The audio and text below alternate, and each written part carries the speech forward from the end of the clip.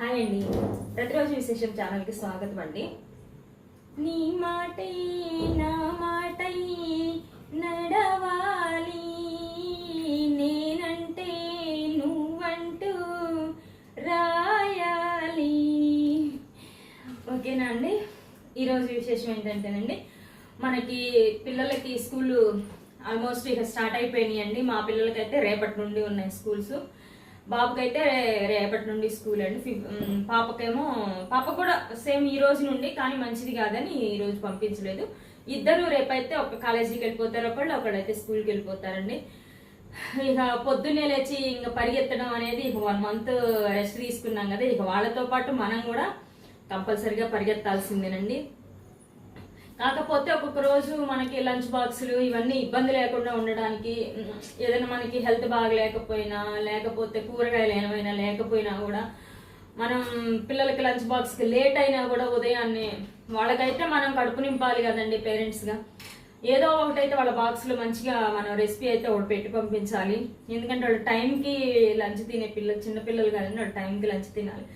కాబట్టి వాళ్ళకి ఏదో ఒకటి మనం ఇమ్మీడియట్లీగా చేయడానికి, తొందరగా అయిపోయేది, ఒక్కొక్కసారి మనకి హడావిడి అయినా కూడా తొందరగా అయిపోయేది చేయడానికి ఈరోజు అయితే నేను పులిహోర పౌడర్ చూపిస్తానండి. ఇది మనకి మినిమం 6-7 months అయినా సరే మనం ఫ్రిడ్జ్లో స్టోర్ చేసుకుంటే అలాగే ఉంటుందండి. ఒకవేళ ఫ్రిడ్జ్లో కాకపోయినా బయట స్టోర్ చేసుకున్నా కూడా మంచిగా ఉంటుందండి. ఇది మనకి అన్నం ఓన్లీ రైస్ వండుకుంటే వెంటనే 5 నిమిషాల్లో ఒక 2 స్పూన్లు ఆయిల్ వేసేసుకుని ఆ పౌడర్ వేసేసుకుంటే ప్రిపేర్ అయిపోతుందండి. మనకి ఎప్పుడైనా ఇంపార్టెంట్ అయినప్పుడు, కూరగాయలు లేనప్పుడు అయితే మనం చేసేసుకోవచ్చు. ఇట్లాగా లంచ్ బాక్స్కి ఇబ్బంది లేకుండా ఉంటుంది. ఓకేనా అండి. పొద్దున్నే లేచి లంచ్ బాక్స్లు కట్టడం ఇవంతా కొంచెం ఇబ్బంది అయినప్పుడు ఇలా మనం ప్రిపేర్ చేసి పెట్టొచ్చు. ఓకేనా. దానికి కావాల్సిన ఇంగ్రీడియంట్స్ ఏంటో ఇప్పుడు నేను చూపిస్తానండి. ఓకేనా. ఫస్ట్ వచ్చేసి ఎండుమిరపకాయలండి. మనం ఈ క్వాంటిటీలో ఎండుమిరపకాయలు తీసుకోవాలి. నేనైతే వచ్చేసి ఇవి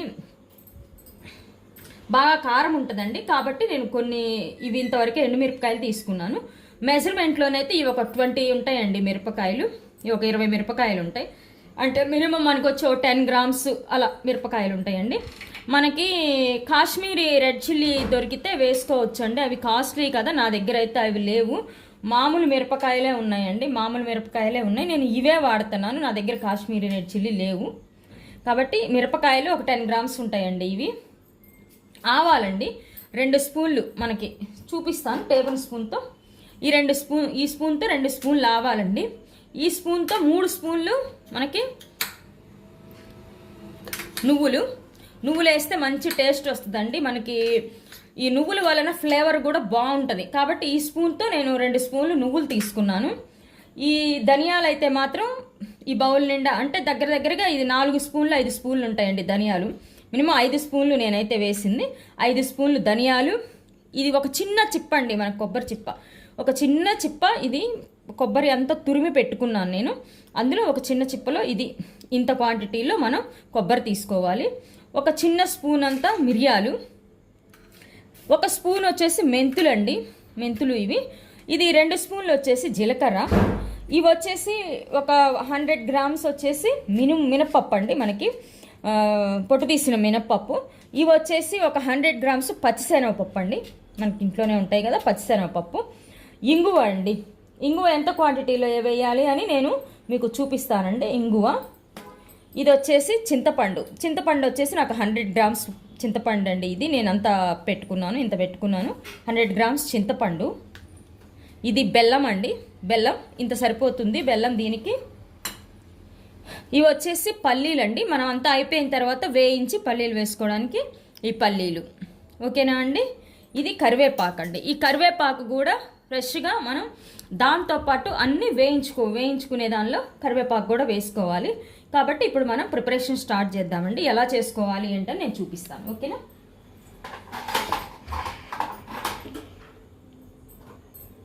ఫస్ట్ అయితే కడాయి పెట్టి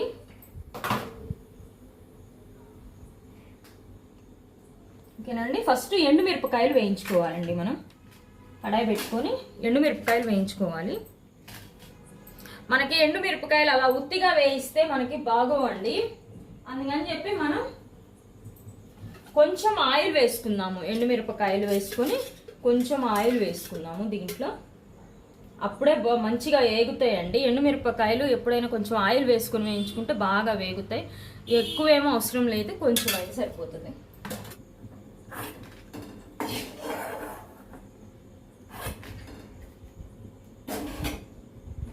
ఇలా ఇలా ఎండుమిరపకాయలన్నీ వేయించేసుకోవాలండి మనం. నెక్స్ట్ వచ్చేసి పచ్చిశనగపప్పు, మినప్పప్పు.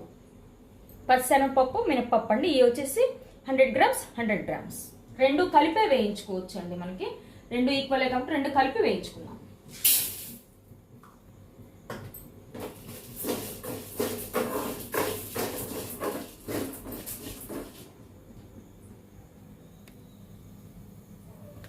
అస్సలు మనకి హై ఫ్లేమ్లో అనేది ఉండకూడదండి.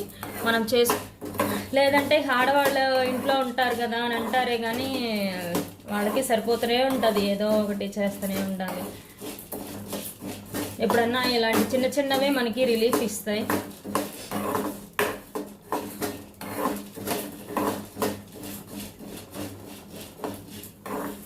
ఆల్మోస్ట్ ఉందండి, అది 210 ఏమో ఉంది. 100 గ్రామ్స్ 150 గ్రామ్స్ వచ్చి 210 ఏం పడిందండి అప్పుడు. ఇప్పుడు ఎంత ఉందో తెలియదు నాకు, చాలా కాస్ట్ ఉంటుంది అది.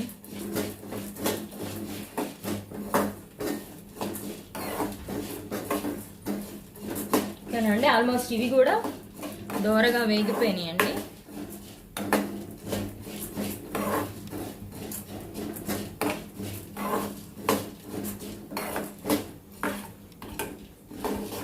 ప్లేట్లోకి తీసేసుకుందాము. చూడండి, ఇలా ఇలా లైట్ గోల్డెన్ కలర్లో వచ్చేట్టు వేయించుకుంటూ చూడండి. ఇవి వేగిపోయినాయి. ఇలా చూడండి వేగిపోయినాయి. ఇలా వేయించుకోవాలి అన్నీ. ఓకేనండి, మనం ఇప్పుడు ఆవాలు వేయించుకుందాము. ఆవాలు వెంటనే ఎగిపోతాయి కాబట్టి ఆవాలు, జీలకర్ర ఈ రెండు కలిపి మిక్స్ చేసి వేయించుకుందాం. ఓకేనా, ఎందుకంటే ఇవి రెండు స్మూత్గా ఉంటాయి కదండి, తొందరగా ఎగిపోతాయి ఆవాలు, జీలకర్ర. కాబట్టి ఇవి రెండు కలిపి వేయించుకుందాం.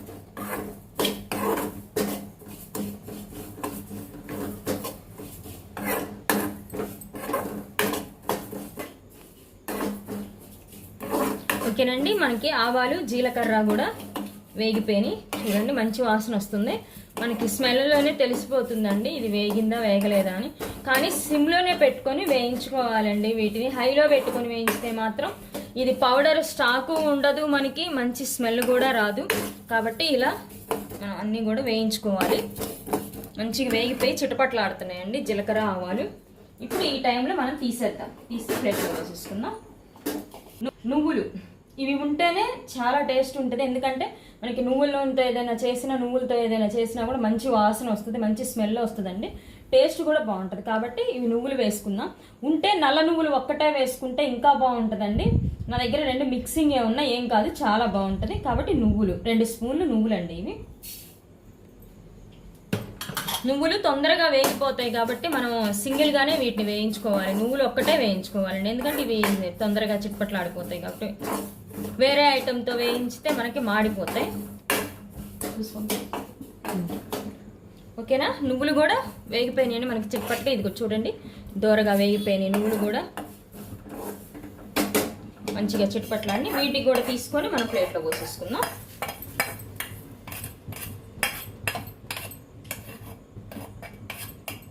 ఓకేనా, ఇప్పుడు వచ్చేసి మెంతులు వేయించుకుందామండి. మెంతులు మనకి ఆరోగ్యానికి కూడా చాలా మంచిదండి. మెంతులు, ధనియాలు ఈ రెండు కలిపి మనం వీటిని కూడా ప్లేట్లోకి తీసుకుందాం.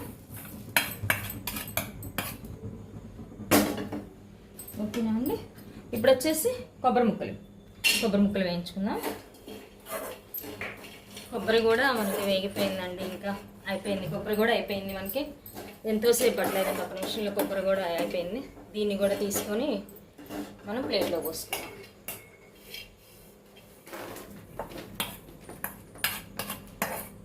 అన్నీ కలిసినా ఏం కాదండి, మనం మళ్ళీ చల్లారిన తర్వాత అన్నీ మిక్సీకి కలిపే వేసుకుంటాం కాబట్టి ప్రాబ్లం ఏం లేదు. ఇదిగోండి మిరియాలు, ఒక స్పూను అర స్పూన్ అయితే మిరియాలు సరిపోతాయండి. మనకి ఘాటు పచ్చిమిరపకాయలు మిరపకాయలు ఎండుమిరపకాయలు ఘాటు ఉన్నాయి అనుకున్నప్పుడు మిరియాలు తక్కువ వేసుకుంటే బాగుంటుంది.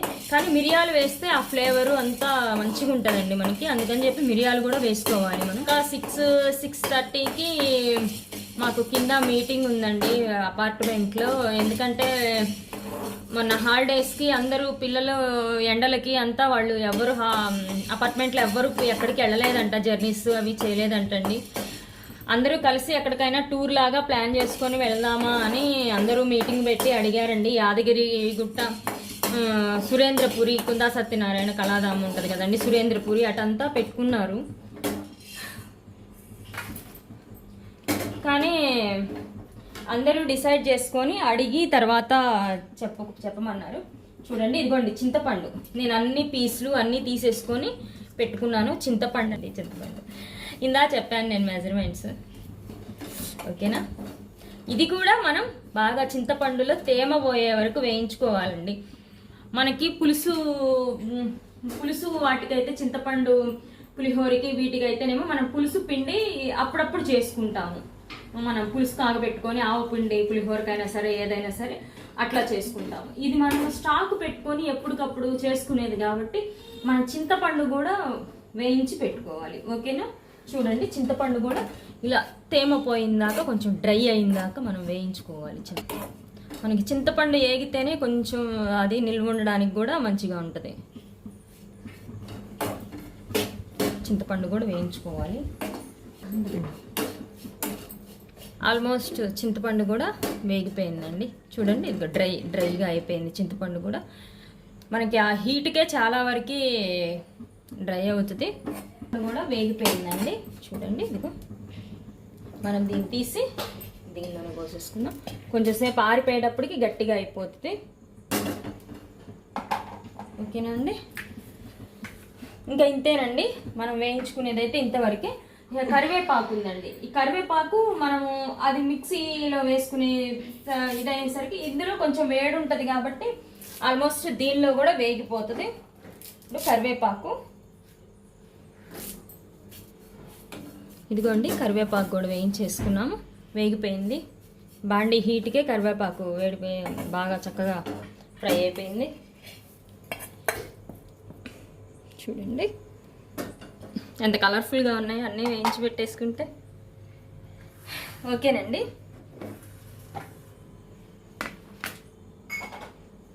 ఇవన్నీ మనం వేయించుకున్నాం కదా. ఇది ఒక్కొక్కటి వేయించేలోపే మొత్తం కూడా దాదాపుగా అన్నీ ఆరిపోయినాయండి. అన్నీ చక్కగా ఆరిపోయినాయి మనకండి. ఇప్పుడు చింతపండు ఒక్కటిగా వేయించుకుంటే మనకి చింతపండు ఒక్కటి మిక్సీలో పడదండి. కాబట్టి అన్ని మిక్స్ చేసి అన్నిటితో పాటు చింతపండు కూడా కలిపి వేయించుకోవాలి. అది ఒకటి సపరేట్గా వేయించుకుంటే మిక్సీ జార్లో తిరగదు. కాబట్టి ఇలా అన్నీ కలపెట్టుకొని పప్పులన్నీ కలుపుకొని కొంచెం కొంచెంగా మనం మిక్సీలో వేసుకున్నాము. మొత్తం ఇక లాస్ట్కి మొత్తం కలిపి వేసుకుంటే బాగుంటుంది. ఇలా పప్పులు కొన్ని పప్పులు, కొన్ని మిరపకాయలు, కొంచెం చింతపండు, ఇట్లా అన్నీ కొంచెం కొంచెం తీసుకొని రెండుగా వేసుకుంటున్నాం. 2 పార్ట్లుగా వేసుకుందాం, సగంగా. ఓకేనా? ఓకేనా అండి? ఇదిగో ఉప్పు అండి. ఉప్పు మనకి ఇక్కడ సరిపోకపోయినా కూడా మనం రైస్లో మనం కలుపుకునేటప్పుడు కొంచెం అందులో కూడా కొంచెం ఉప్పు వేసుకొని కలుపుకుంటే బాగుంటుందండి. మనం ఇక్కడ కొంచెం క్వాంటిటీ తగ్గించే వేసుకున్న ఉప్పు సరిపోకపోయినా కూడా మనం రైస్లో కలుపుకునేటప్పుడు పులిహోరకి ఎలాగైతే ఉప్పు వేసి కలుపుకుంటామో అలా కలుపుకున్నప్పుడు మళ్ళీ వేసుకోవచ్చు. ఓకేనా? ఇప్పుడు ఇంగువ అండి. ఇందాక చెప్పాను కదా, మనం ఇంగువ కూడా వాడుతున్నాం కాబట్టి కొంచెం ఉప్పు ఫస్ట్ వాయికి ఇది వేసాను నేను ఇంగువ. ఓకేనా? కొంచెం బెల్లం, ఈ వాయిలో ఇంత బెల్లం వేసాను. ఓకేనా? ఇది వచ్చేసి మిక్సీ పట్టేసుకొని వస్తాను. ఇదిగోండి మిక్సీ పట్టుకున్నాం మనం. ఇలా వచ్చింది పౌడరు. ఇప్పుడు దీన్ని ఏం చేసుకోవాలో చూపిస్తాను. ఓకేనా? ఓకేనండి, ఇప్పుడైతే ఇదిగోండి చూడండి మిక్సీ పట్టుకున్నాను, ఇలా వచ్చింది. ఇప్పుడు మనం కడాయి పెట్టుకొని బాండీ పెట్టుకొని ఆయిల్ అయితే వేసుకోవాలి. మనకి పల్లీలు మునిగేంత ఆయిల్, పల్లీలు ఫ్రై చేసుకునేంత ఆయిల్ అయితే వేసుకోవాలి. ఇలా ఆయిల్ వేసుకొని ఈ ఆయిల్లో మనం కొంచెం పచ్చిశనగపప్పు, మళ్ళీ మనం రైస్లో కలుపుకునేటప్పుడు ఎలాగో తాలింపు వేసుకుంటాం కాబట్టి కొంచెం ఫ్లేవర్, అందులో ఫ్లేవర్ ఉండడం కోసం కొంచెం పచ్చిశనగపప్పు వేసుకుందాము. పల్లీలు అండి, ఇందాక మనం చూపించాం కదా పల్లీలు, ఈ కప్ప పల్లీలు. ఇప్పుడు వీటిని వేయించుకుందాము. ఇలా మనకి పల్లీలు మనం అప్పుడు ఫ్రెష్గా కరివేపాకు, ఎండుమిరపకాయలు కూడా అప్పుడు వేసుకుంటే బాగుంటుందండి. ఆల్రెడీ ఎందులో ఎండుమిరపకాయలు వేయించి మనం పొడిలో వేసాం కదా.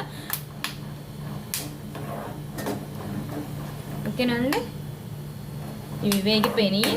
ఓకేనండి, ఇవి చూడండి మనకి పల్లీలు కూడా బాగా చిట్లిపోయినాయి, పచ్చిశనగపప్పు కూడా వేగిపోయినాయి.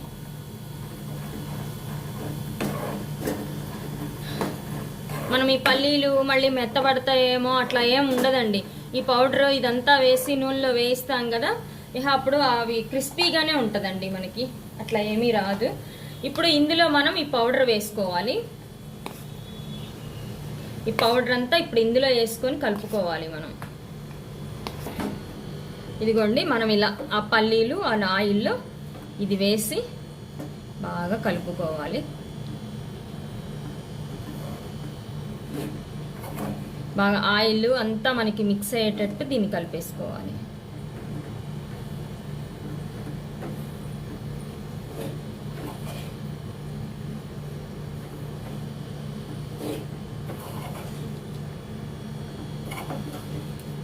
మనకి ఎండుమిరపకాయలు ఇంకొంచెం కారం తింటామంటే ఎండుమిరపకాయలు కొంచెం వేసుకోవచ్చు. నా దగ్గర ఎండుమిరపకాయలు అయితే కొంచెం ఘాటు ఎక్కువ ఉంటాయండి, పిల్లలు కదా, అందుకని నేను తక్కువ క్వాంటిటీలోనే ఎండుమిరపకాయలు వేసాను. కావాలంటే మనం కొంచెం ఎండుమిరపకాయలు వేసుకోవచ్చు.